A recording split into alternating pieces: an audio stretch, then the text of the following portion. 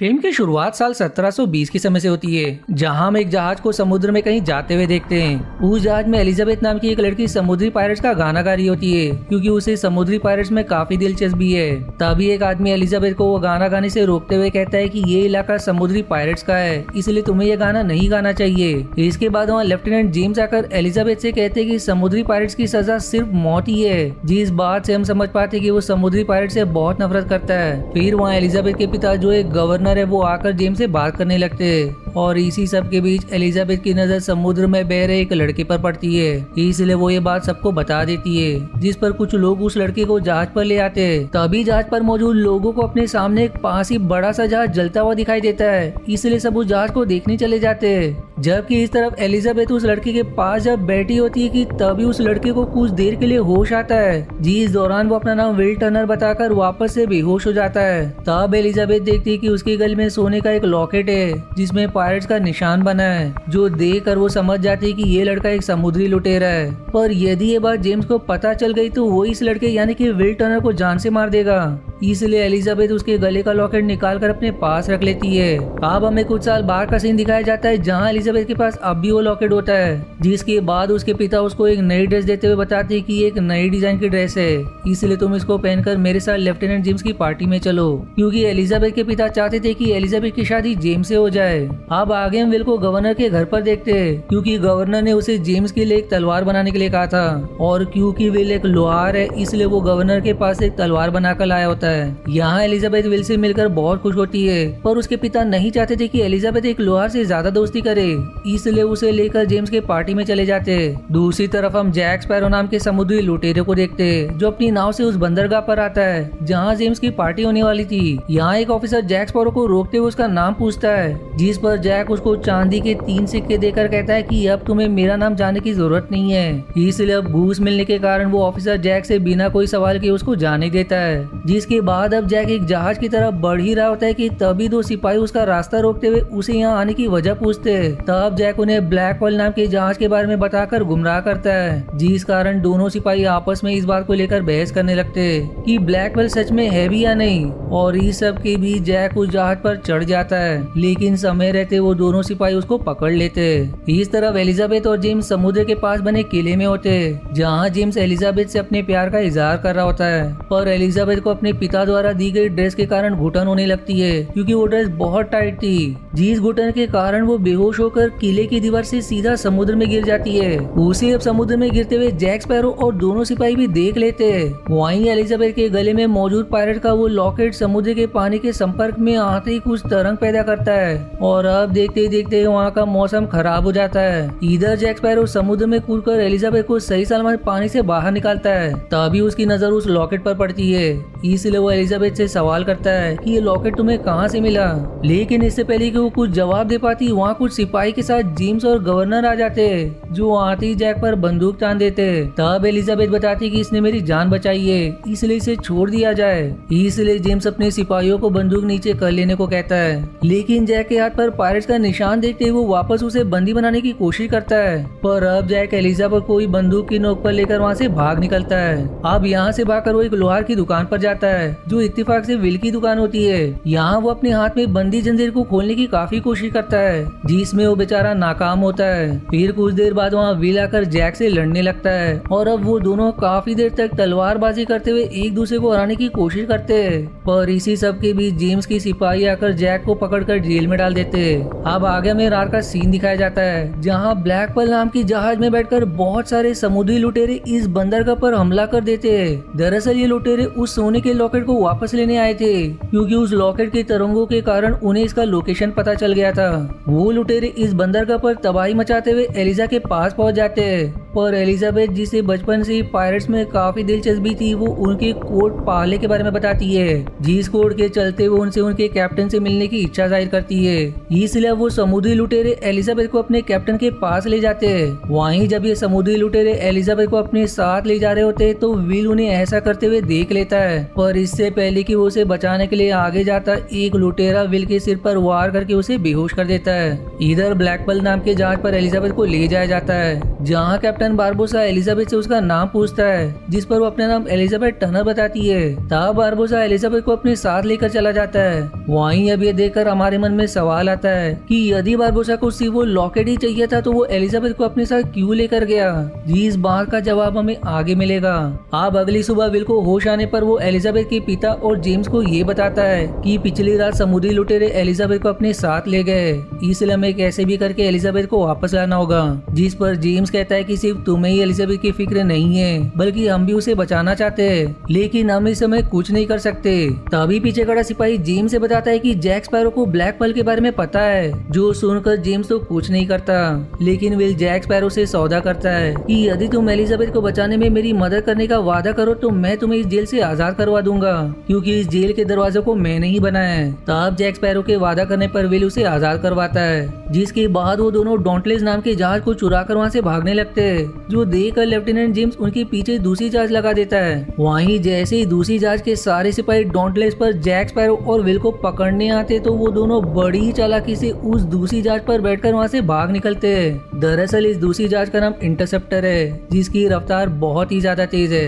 अब रास्ते में जैक स्पैरो विल को बताता है कि तुम यानी कि विल टर्नर एक समुद्री लुटेरे बूटस्ट्रैप टर्नर के बेटे हो, जो बात जैक स्पैरो को तब पता चली जब उसने विल का पूरा नाम जाना। जिसके बाद वो दोनों एक टापू पर रुकते, जहाँ जैक स्पैरो अपने पुराने साथी से मदद मांगते हुए कहता है कि मुझे कुछ क्रू मेंबर्स चाहिए ताकि मैं ब्लैक पर्ल तक पहुंच सकूं और वहां जाकर मैं बारबोसा से ब्लैक पर्ल का सौदा करूंगा। जो सुनकर जैक स्पैरो का पुराना साथी कहता है कि बारबोसा ऐसा कभी नहीं करेगा। तब जैक स्पैरो बताता है कि मेरे साथ जो लड़का है वो बूटस्ट्रैप टर्नर का बेटा है और बारबोसा को इस लड़की की जरूरत है, इसलिए वो हमारी बात जरूर मानेगा। फिर हमें ब्लैक पर्ल जहाज का सीन दिखाया जाता है, जहाँ एलिजाबेथ बारबोसा से कहती है कि मैंने तुम्हारा लॉकेट तुम्हें दे दिया है, इसलिए तुम मुझे जाने दो। जिस पर बारबोसा बताता है कि वो कोई लॉकेट नहीं बल्कि एज़टेक के खजाने का एक सिक्का है और इस तरह के 882 सिक्के थे जो एक बक्से में डालकर कोटिस को दे दिए गए ताकि वो एज़टेक के लोग पर अत्याचार करना बंद कर दे।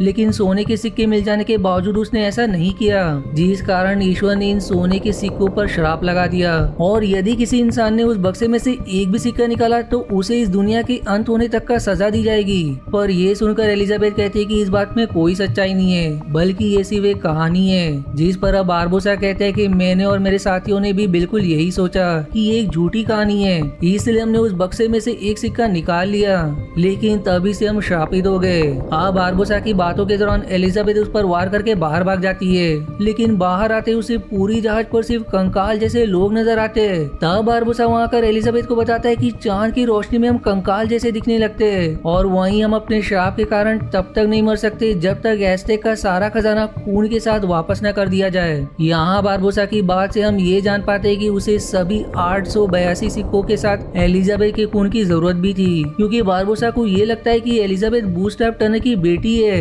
दरअसल बूटस्ट्रैप टर्नर भी उनका एक साथी था, जिसने एक सिक्का चुराकर उसे खर्च करने के बजाय अपने बेटे विल टर्नर को दे दिया था। लेकिन ये बात बारबोसा को नहीं पता थी और क्योंकि एलिजाबेथ ने उसे झूठ कहा कि उसका नाम एलिजाबेथ टर्नर है, इसलिए बारबोसा उसे बूटस्ट्रैप की बेटी समझकर उसका खून चढ़ाना चाहता था, क्योंकि सिक्कों को वापस करने के साथ साथ उन्हें किसी ऐसे का खून चढ़ाना था जो सिक्का चोरी करने वालों के परिवार से हो। फिर इसके बाद हम जैक स्पैरो और विल को एक जहाज पर जैक स्पैरो के साथियों के साथ देखते, जो काफी तेजी से ब्लैक पर्ल जहाज की ओर बढ़ रहे होते। दूसरी तरफ बारबोसा और उसके साथी एलिजाबेथ को लेकर एक गुफा जैसी जगह जाते। यहाँ बारबोसा एलिजाबेथ का खून उस आखिरी सिक्के पर लगाकर उसे उस बक्से में डाल देता है, जहाँ इस घटना को जैक स्पैरो और विल चुपकर देख रहे होते। दूसरी तरफ अब बारबोसा और उसके साथियों के ऊपर से श्राप नहीं उतरता, जिससे बारबोसा समझ जाता है कि एलिजाबेथ बूटस्ट्रैप की बेटी नहीं है, इसलिए वो उसे जोरदार थप्पड़ मारकर नीचे गिरा देता है, जिसकी बाद बारबोसा और उसके साथियों में बहस होने लगती है। और फिर उसी समय मौका देकर विल एलिजाबेथ को वहाँ से निकाल लाता है, जबकि जैक स्पैरो उन श्रापित पायरेट्स के हाथ लग जाता है, जहाँ बारबोसा जैक स्पैरो को मारने ही वाला था। लेकिन तभी जैक स्पैरो बताता है कि उसे उस शख्स के बारे में पता है जिसके खून से बारबोसा और उसके साथियों को उनके श्राप से छुटकारा मिल सकता है। अब यहाँ उनकी बातों के दौरान हम ये भी जान पाते हैं कि ब्लैक पर्ल जहाज का असली मालिक जैक स्पैरो ही है, लेकिन बारबोसा ने बाकी पायरेट्स के साथ मिलकर जैक स्पैरो को धोखा देकर उसे एक वीरान टापू पर मरने के लिए छोड़ दिया और वो सभी खुद एज़टेक का खजाना लेने चले गए, जिससे जैक स्पैरो तो शापित होने से बच गया, पर वो सभी शापित हो गए। अब आगे हम उन सभी को ब्लैक पर्ल पर देखते हैं, जहाँ बारबोसा का साथ ये आकर बताता है कि हम इंटरसेप्टर नाम की जहाज तक पहुँचने ही वाले सवाल है। उधर विल जो कि इंटरसेप्टर जहाज पर मौजूद था वो ब्लैक पर्ल से लड़ने की कोशिश करता है, लेकिन आखिर में उसकी हार होती है और अब बारबोसा के साथ ही इंटरसेप्टर पर मौजूद लोगों को बंदी बना लेते हैं। तब विल बारबोसा के सामने आकर कहता है कि यदि उसने एलिजाबेथ, जैक स्पैरो और बाकी सबको ना छोड़ा तो वो खुद को गोली मार देगा। जो देखकर बारबोसा समझ जाता है कि विल ही बूटस्ट्रैप का बेटा है, इसलिए उससे वादा करता है कि यदि विल खुद को सौंप दे तो वो उसकी शर्त मान लेगा, जिस पर विल खुद को उनके हवाले कर देता है। जिसके बाद बारबोसा एलिजाबेथ और जैक स्पैरो को छोड़ देता है, लेकिन उसका तरीका थोड़ा अलग था क्योंकि उसने उन दोनों को समुद्र में ही छोड़ दिया था। लेकिन भाग्य से पास में ही वो टापू मौजूद था जहाँ बारबोसा ने पिछली बार जैक स्पैरो को धोखा देकर छोड़ा था। उस टापू पर जैक स्पैरो ने बहुत सारी शराब की बोतल छिपाई थी जिनको ही पीकर वो सो जाता है। वहीं अगली सुबह एलिजाबेथ उसकी सारी शराब में आग लगा देती है, जो देखकर जैक स्पैरो उसे ऐसा करने की वजह पूछता है। तब एलिजाबेथ बताते कि आग लगने से जो धुआं उठ रहा है उस धुएं के कारण रॉयल नेवी जल्दी आती होगी। जो बात सही निकलती है क्योंकि कुछ देर बाद रॉयल नेवी एक जहाज वहां आकर उन दोनों को उस टापू से निकाल लेती है। अब उस जहाज पर एलिजाबेथ के पिता और जेम्स होते हैं, इसलिए एलिजाबेथ जेम्स से विल को बचाने की विनती करती है, लेकिन जेम्स के मना करने पर वो कहती है कि यदि तुमने विल को बचाया तो मैं तुमसे शादी कर लूंगी। जिस बात पर लेफ्टिनेंट जेम्स विल को बचाने के लिए तैयार हो जाता है। अब हम रात के समय रॉयल नेवी को उसी गुफा के सामने देखते हैं जहाँ एसडेक का खजाना मौजूद था। यहाँ जैक स्पैरो अपनी बातों से लेफ्टिनेंट जेम्स को बेवकूफ बनाकर गुफा के अंदर चला जाता है। जहाँ पहुंचकर वो देखता है कि बारबोसा विल की बलि देने वाला है, इसलिए उसे रोकते हुए बताता है कि गुफा के बाहर रॉयल नेवी खड़ी है और यदि तुमने विल के खून के साथ उस आखिरी सिक्के को खजाने में वापस रखा तो तुम्हारा शव टूट जाएगा, जिससे तुम आम इंसान बन जाओगे और ऐसा होते ही लेफ्टिनेंट जेम्स और उसके साथी तुम सभी को जान से मार देंगे। वो सलाह देता है कि तुम्हें सबसे पहले रॉयल नेवी की जहाज पर कब्जा करना होगा, जिसके बाद तुम अपने शाप को खत्म कर सकते हो। वहीं बातों ही बातों में जैक स्पैरो उस खजाने से एक सिक्का चुरा लेता है, जिस कारण वो खुद भी शापित हो जाता है, जबकि बारबोसा अपने साथियों को रॉयल नेवी की जहाज पर कब्जा करने के लिए भेज देता है। इसलिए उसके साथी रॉयल नेवी की जहाज पर पहुंचकर बहुत से सैनिकों को जान से मार देते हैं। वहीं उधर गुफा में जैक स्पैरो और विल बारबोसा और उसके बचे हुए साथियों से लड़ना शुरू कर देते हैं, जिस दौरान जैक स्पैरो बारबोसा के सीने में तलवार घुसा देता है, लेकिन शराब के कारण बारबोसा की मृत्यु नहीं होती। अब बारबोसा भी जैक स्पैरो के सीने में अपनी तलवार घुसाकर उसे मारने की कोशिश करता है, जिस पर अब जैक स्पैरो चांद की रोशनी में चला जाता है और अब हम उसका कंकाल जैसे शरीर देख पाते हैं। वहीं उसके पास वो चुराया हुआ सिक्का भी होता है, जिस कारण वो भी शापित हो चुका था और इसीलिए जैक स्पैरो की मृत्यु नहीं होती। फिर इसके बाद जैक स्पैरो उस सिक्के पर अपना खून लगाकर विल की तरफ फेंकता है और इतने में वहाँ एलिजाबेथ भी आ जाती है, जिसे देखते ही बारबोसा उस पर गन पॉइंट कर देता है। तभी जैक स्पैरो अपनी बंदूक से बारबोसा पर गोली चला देता है, जो देखकर बारबोसा कहता है कि तुम पिछले 10 साल से मुझे इस गोली से मारना चाहते थे, लेकिन तुमने इस गोली को बर्बाद कर दिया। जिस पर अब विल बताता है कि उसने वो गोली बर्बाद नहीं की है और अब वो ऐसा कहकर अपने खून के साथ दोनों सिक्कों को उस खजाने में डाल देता है, जिसी के साथ उन सभी का शाप खत्म हो जाता है, जिससे बारबोसा की मौके पर ही मौत हो जाती है क्योंकि उसके सीने में जैक स्पैरो की गोली लगी हुई थी। दूसरी तरफ उसके साथी भी इंसान बन चुके थे, इसलिए वो सभी आत्मसमर्पण कर देते, जिसके बाद हम जैक स्पैरो को वापस से उसी बंदरगाह वाले किले पर देखते हैं जहां उसे फांसी की सजा दी जा रही होती है। लेकिन ये सब विल को ठीक नहीं लग रहा होता, इसलिए वो गवर्नर और जेम्स के सामने जाता है जहां एलिजाबेथ भी होती है और वहां जाकर वो एलिजाबेथ से अपने प्यार का इजहार करता है और अब ऐसा कहती ही वो जैक स्पैरो को फांसी के फंदे से बचाते हुए उसे अपने साथ लेकर भागने की कोशिश करता है, लेकिन जेम्स और उसके साथी उन दोनों को चारों तरफ से घेर लेते। अब ये देखकर एलिजाबेथ बीच में आ जाती है और अब वो खुद भी विल से अपने प्यार का इजहार करती है। तभी जैक स्पैरो को अपने साथी का तोता नजर आता है, जिससे वो समझ जाते हैं कि उसके साथी आसपास ही है, इसलिए वो बहाने से उस किले की दीवार से नीचे कूद जाता है, जिसके बाद उसके साथी ब्लैक पर्ल जहाज लेकर वहाँ आते हैं, जो अब जैक स्पैरो को बचाकर अपने साथ ले जाते हैं। अब मूवी के आखिरी सीन में जेम्स विल को उसकी इस गुस्ताखी के लिए माफ करके वहाँ से चला जाता है, क्योंकि वो भी समझ चुका था कि उसने जो किया ठीक किया। वहीं एलिजाबेथ के पिता अपने बेटी को विल से शादी करने की मंजूरी दे देते, जिसके साथ ही हम जैक स्पैरो को ब्लैक पर्ल पर अपने नए सफर पर निकलते देखते हैं। जिसी के साथ इस मूवी सीरीज का पार्ट 1 यहीं समाप्त हो जाता है। अब अगर आपको इसका अगला पार्ट देखना है तो इसका लिंक आपको आई बटन या डिस्क्रिप्शन में मिल जाएगा।